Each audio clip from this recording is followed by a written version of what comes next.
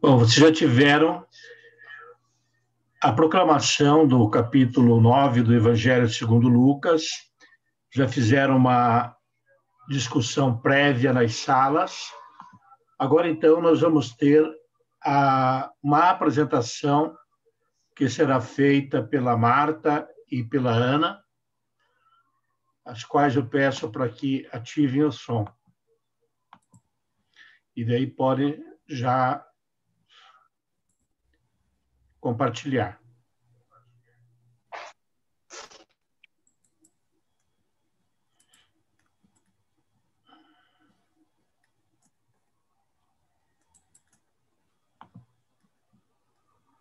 Explicação do Evangelho de Lucas, capítulo 9.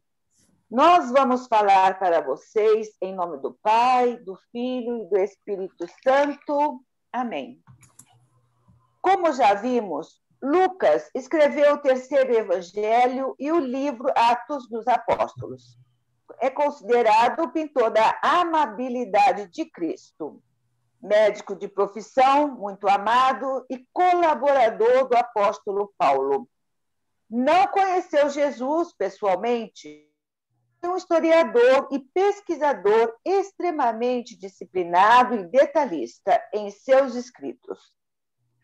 Considerado historiador primordial do primeiro século, cuja obra é impecável e digna de confiança, além de Paulo, teve contato com importantes líderes cristãos da igreja primitiva, como Felipe, Silas, Marcos, Barnabé, Timóteo, Tito, Tiago e Judas, além dos apóstolos Pedro e João.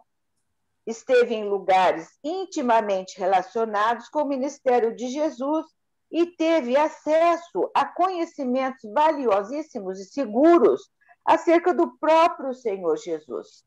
Seu dia é comemorado no dia 18 de outubro. Foi passado como ilustração pelo WhatsApp, no grupo do Alfa, um filme do capítulo 9 de Lucas, para nos situarmos à época em que viveu Jesus. Agora, então, faremos uma apresentação das passagens deste capítulo 9.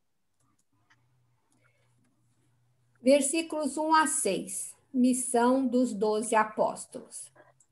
Jesus envia os apóstolos com a missão de pregar o reino de Deus e, para isso, dá-lhes autoridade espiritual para expulsar demônios, curar doentes e pregar o que viram e ouviram do próprio Jesus. Coloca-os à prova para ver como se sairiam sozinhos, pois ele não ficaria com os discípulos por muito mais tempo. Mas nós também, como discípulos de Jesus, somos colocados à prova para ver como nos saímos com a nossa fé. Quando Jesus diz, não leveis coisa alguma para o caminho, orienta os discípulos, confiando em Deus, devem partir com despojamento pessoal, dependendo humildemente da generosidade do povo.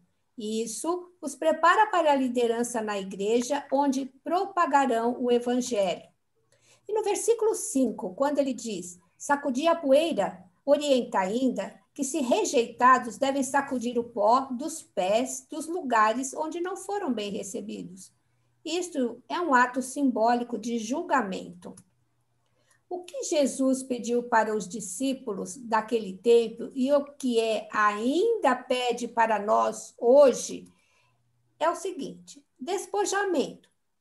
Interpreta-se aqui, despojamento, como não construir nossa segurança nos bens materiais. Bens materiais são importantes, mas não se deve dar maior importância a eles do que realmente merecem. Por isso, orienta os discípulos a saírem sem nada, despojados de qualquer bem material. Pede também para fazermos o bem, no milagre do cotidiano, tentar melhorar tudo o que encontramos e fazemos, aprimorar o nosso jeito de praticarmos a fé. Mas, ainda hoje, infelizmente, muitos desejam o poder de Deus para benefício próprio. Jesus quer nos conceder poder para que sejamos frutíferos. Versículos de 7 a 9. Opinião de Herodes sobre Jesus. Vemos aqui a perplexidade de Herodes ao saber de Jesus. Queria saber quem era esse Jesus. Circulavam rumores de que era um profeta ressuscitado, ou João Batista, ou Elias, ou outra figura do Antigo Testamento. Herodes já tinha mandado degolar João. Então, quem seria esse Jesus? Herodes estava movido mais pela curiosidade e maldade do que para ver Jesus como filho de Deus ou como algum mestre. E o desejo de Herodes em conhecê-lo só se realizou no julgamento de Jesus. Que nossa vida não seja de mera curiosidade em relação a Jesus, mas de adesão confiante e certa, com toda a nossa disposição, com nosso coração e alma, nossa inteligência, para resplandecer em nossas vidas o desejo de viver com fidelidade ao seu amor, que liberta, cura, protege e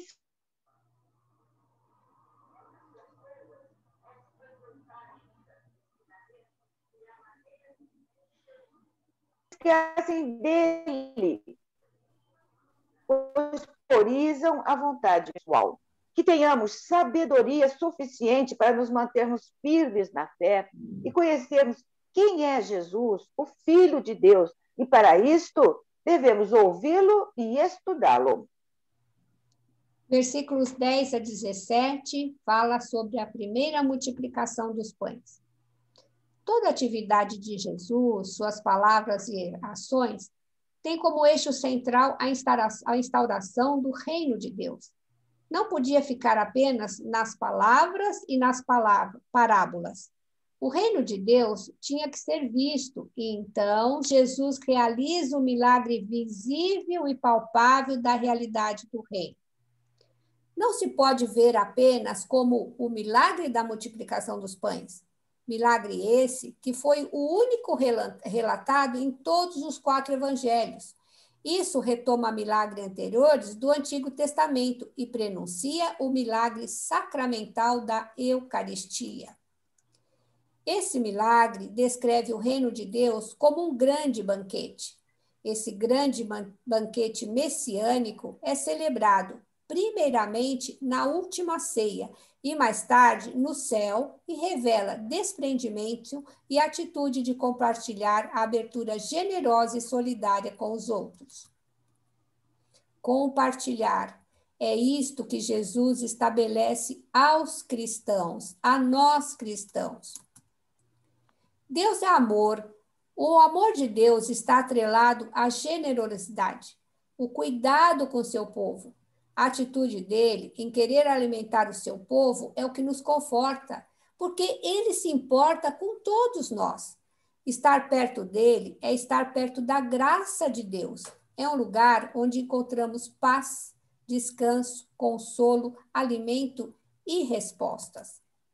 Nas mãos de Jesus, o pouco se torna abundante.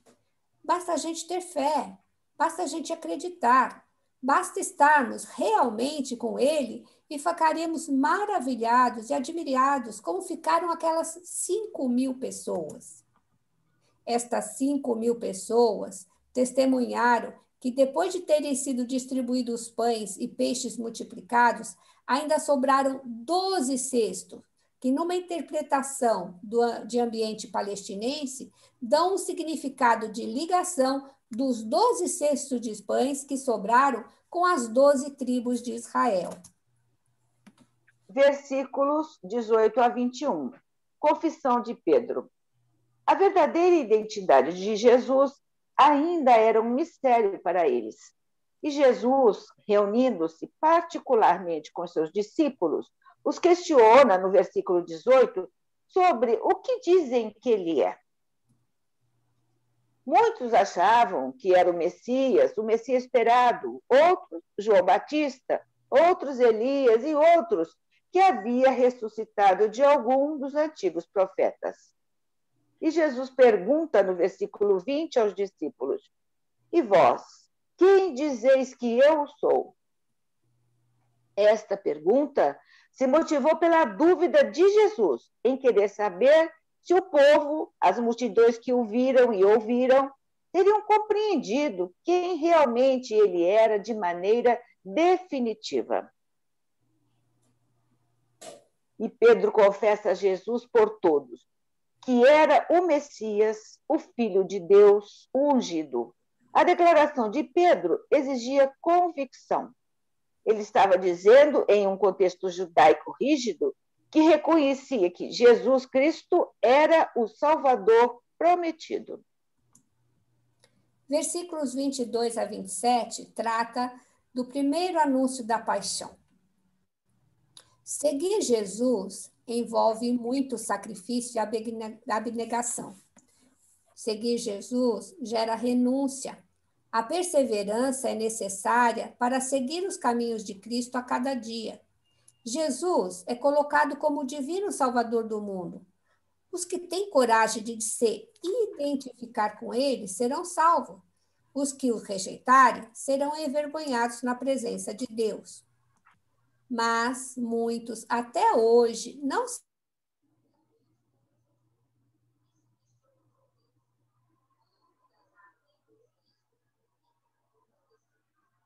e muitos o procuram e não o encontram. Quem quiser seguir Jesus não pode evadir-se do caminho que ele mesmo, Jesus, está traçando. Jesus expõe o destino que o espera e as implicações que isso acarreta para a vida de seus discípulos, os quais terão que renunciar a muitas coisas. Parece fácil, mas não é. De qualquer forma, o que fica muito claro é que o Senhor Jesus exige que o procuremos e o conheçamos. Ele quer que tenhamos claro quem ele é e qual a sua real importância para nós e para a humanidade. Jesus promete que seu reino irá chegar dentro do tempo de vida de seus contemporâneos. Isso marca o nascimento da igreja em geral e a destruição de Jerusalém em particular. A ruína da cidade, 70 anos depois de Cristo, irá marcar um momento decisivo na história da salvação, que sinaliza o término da vigência da antiga aliança e o estabelecimento definitivo da nova aliança. A aceitação e entendimento dessa nova aliança envolve fé de sabermos que, em quaisquer situação, em quaisquer circunstâncias, Jesus está conosco, de braços abertos para nos acolher. Versículos 28 a 36. Transfiguração. A transfiguração está ligada à paixão, morte e ressurreição de Jesus, e existe uma relação entre a Escritura e o batismo de Jesus e nos revela significados. Cristo revela sua glória para compensar o impacto do primeiro anúncio de sua paixão. A voz do Pai, a presença do Filho escolhido, Jesus Cristo, e a nuvem do Espírito manifestam a presença da Santíssima Trindade. A voz que se escuta, descrita no versículo 35, este é o meu Filho muito amado, ouvi-o, está intimamente ligada à voz do batismo de Jesus no Rio Jordão, quando o Pai confirma, valida com a sua própria palavra a opção de Jesus. A presença de Moisés e Elias testificam que Jesus é o Filho de Deus e, como tal, irá cumprir a lei e as profecias do Antigo Testamento. Esse episódio, que se assemelha também à manifestação de Javé a Moisés no Monte Sinai. É a glória de Deus, o esplendor da luz divina que irradia de Cristo sobre Moisés e Elias. Na transfiguração, Cristo aparece momentaneamente em toda a glória de sua vinda futura. Ele se manifesta transfigurado nos sacramentos. Na humildade daquele pão está o seu coração. Na simplicidade daquele vinho está o seu sangue redentor. Mas, nos olhos tristes daquele irmão sofrido, empobrecido, desprezado e excluído, também se apresenta o nosso Mestre Jesus. Como os apóstolos sabiam que eram Moisés e Elias, se nunca os tinham visto? Pelo diálogo que Jesus teve com eles durante a aparição. Nestes versículos, vemos que Jesus Cristo está em um momento de revelação progressiva de sua divindade. Ele chama Pedro, Tiago e João para um monte, com o propósito de orar. Mas algo profundo aconteceu. Jesus transfigurou-se na presença deles, que testemunham o fato, e parte de sua glória foi revelada. Os discípulos ficaram maravilhados. Pedro queria ficar ali, até sugeriu que fossem levantadas 3 tendas, conforme no versículo 33. Um misto de emoções tomou o coração deles. Embora Moisés e Elias estivessem ali, a voz de autoridade de agora em diante pertence a Jesus Cristo. A ele devemos ouvir e seguir. Aqui, desculpa. Versículos 37 a 43. O menino epilético. Aqui, Jesus relata a falta de fé de seus discípulos e a incredulidade deles quando trazem até ele um menino epilético que não conseguiram curar, embora já tivessem recebido de Jesus autoridade para expulsar os demônios. Mas por que eles não conseguiram? Podemos encontrar a resposta em Marcos, capítulo 9, versículo 29.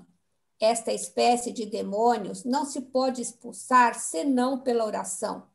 Há muitas pessoas oprimidas pelo mundo e apenas a mensagem do Evangelho pode proporcionar uma experiência de libertação real e profunda em suas vidas.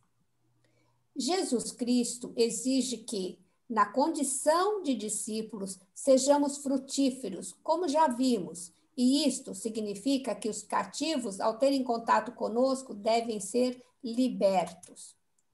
Jesus direciona essas palavras, geração sem fé e pervertida, versículo 41, à sua própria geração, a fim de vinculá-las com os desobedientes a Deus através dos tempos.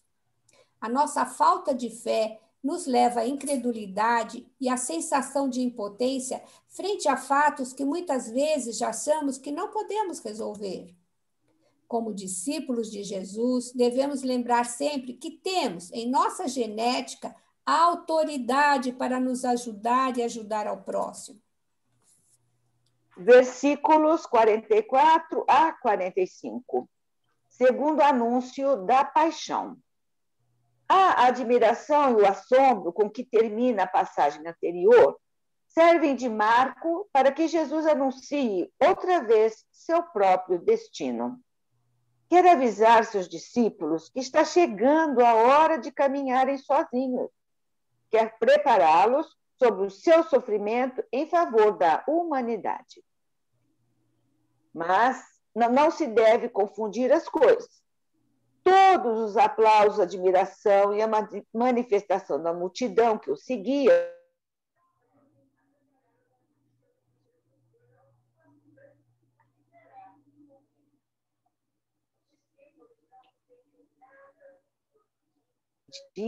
e preferem ficar na ignorância, não apresentam suas dúvidas por medo de alguma coisa. Mas em breve tempo, tudo fará sentido para eles. Versículos 46 a 50. Lição de humildade e tolerância. Os discípulos, como nós já vimos, não entendem nada do que Jesus lhes tinha dito, ensinando e ilustrando com suas ações sobre a realidade do reino e sua dinâmica. Eles ainda acham que se trata de uma realidade na qual continuam valendo os títulos, a posição social e os postos burocráticos. Penetrando Jesus nos pensamentos dos discípulos, ele pega uma criança e a coloca em seu colo e diz: "Quem é que recebe?" E quem recebe a mim, recebe aquele que me enviou.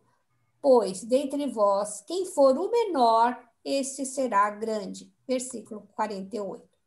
Ou seja, a grandeza não está na notoriedade, popularidade ou posição.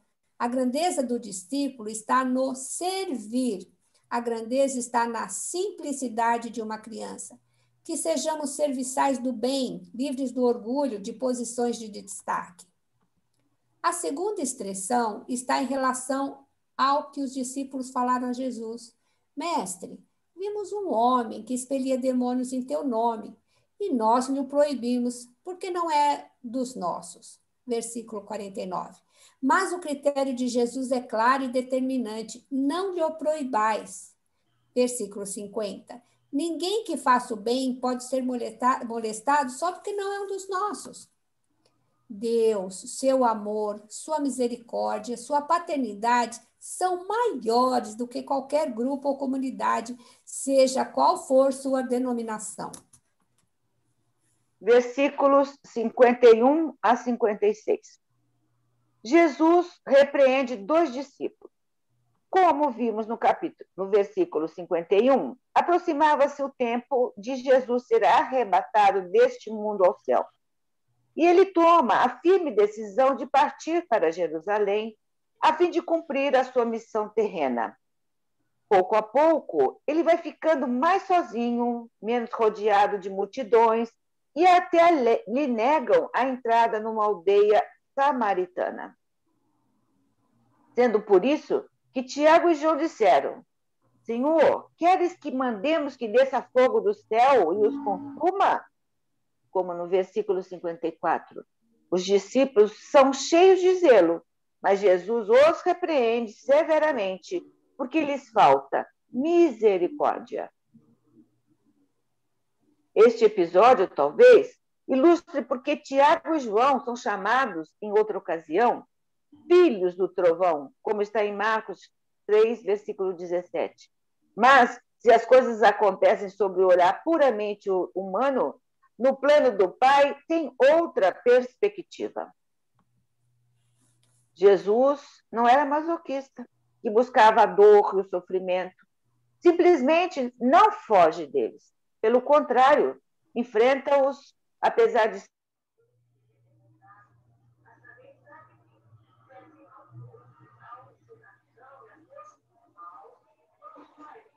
sendo sempre o império e a dominação sobre todos os homens. Encontra forças na oração, encontra forças na comunhão com o Pai.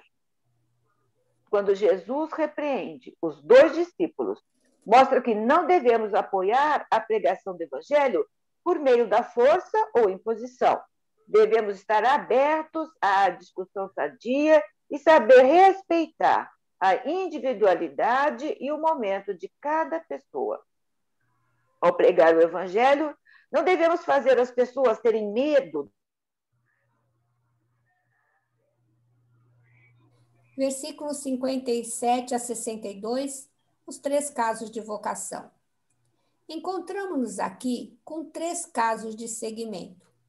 O primeiro é um voluntário que se oferece para seguir Jesus e a resposta do mestre é radical. Seguir Jesus não atrai nenhum ganho humano, nem vantagem material ou social. Temos que entender que seguir Jesus é seguir o amor, a fraternidade, a compaixão, a doação, o perdão, renúncias, disciplina, respeito e gratidão. O segundo é Jesus quem convida, quando diz: segue-me.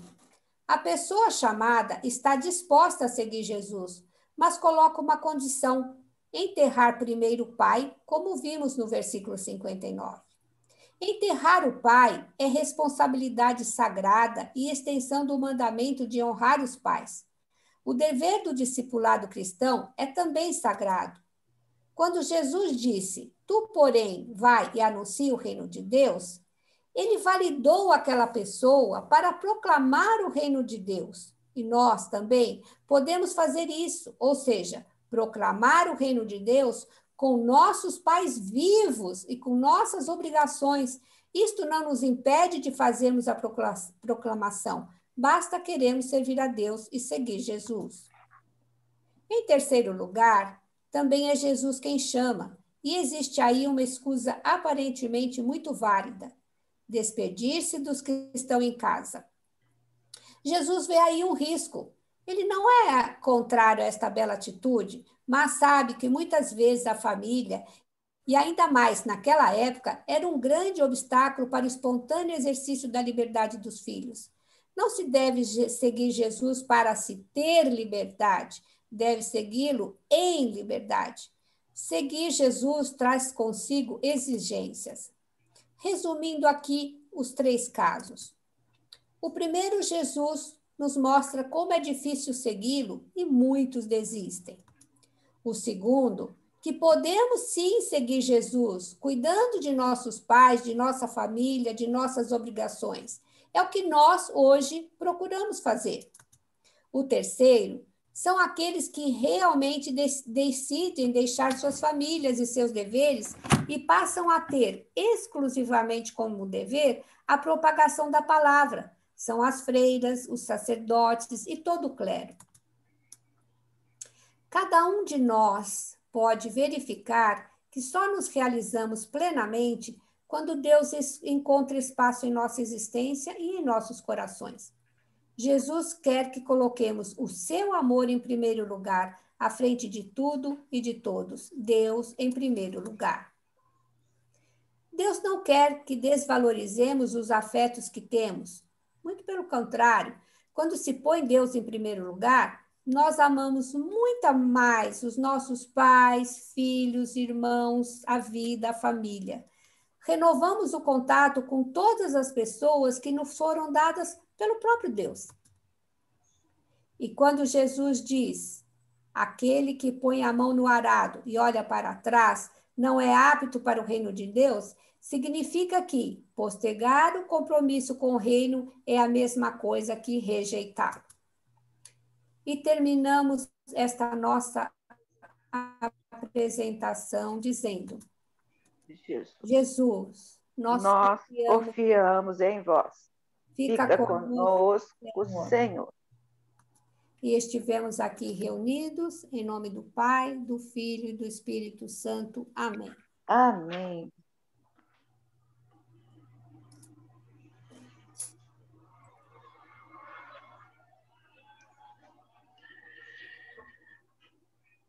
Bem, agora então, após esta reflexão, nós iremos mais uma vez nos reunir nos pequenos grupos, onde então faremos uma meditação sobre como trazer para as nossas vidas esse trecho do Evangelho. Teremos então 30 minutos.